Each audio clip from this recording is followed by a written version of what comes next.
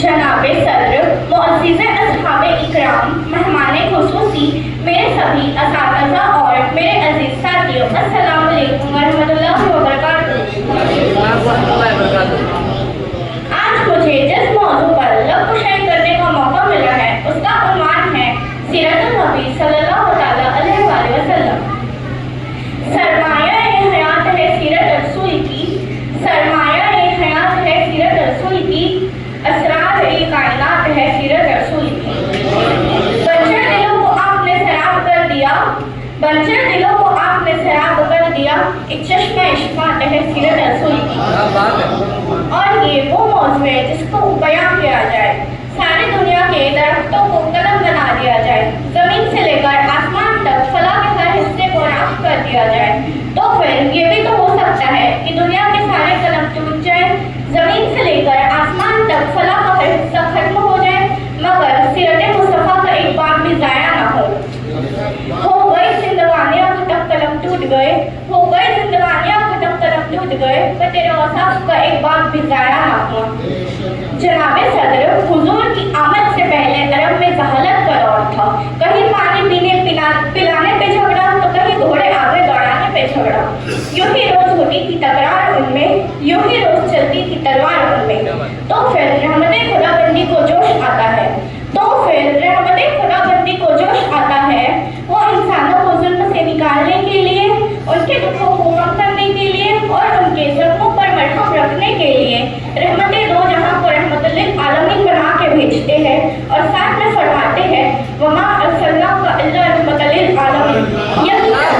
हमने आपको तमाम जहानों के लिए रहमत बनाया। सदर से कहा, मेरे नबी सखावत में सबसे ज्यादा सही थे, मेरे नबी जुर्रत में सबसे ज्यादा सही थे, मेरे नबी बोलने में सबसे ज्यादा शहीद थे, वो हमेशा सच बोलने वाले लोगों का साथ दिया करते थे, वो हमेशा लोगों की मदद किया करते थे। और हुस्ने यूसुफ को देखकर कट गई थी उंगलियां, हुस्ने यूसुफ को देखकर कट गई थी उंगलियां, लाखों ने जान दे दी मेरे मुस्तफा के वास्ते।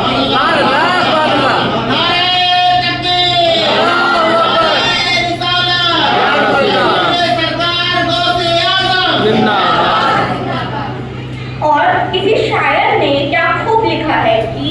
अब मेरी निगाहों में जस्ता नहीं कोई, कि अब मेरी निगाहों में जस्ता नहीं कोई, जैसे थे मेरे सरकार वैसा नहीं कोई, तुमसा हंसी तो आँख ने देखा नहीं कोई, तुमसा हंसी तो आँख ने देखा नहीं कोई, ये शाने लताफत है कि साया नहीं कोई। ऐ ज़र्फ़े नज़र देख मगर देख अदब से, ऐ ज़र्फ़े नज़र देख मगर देख अदब से, सरकार का जलवा है तमाशा नहीं कोई।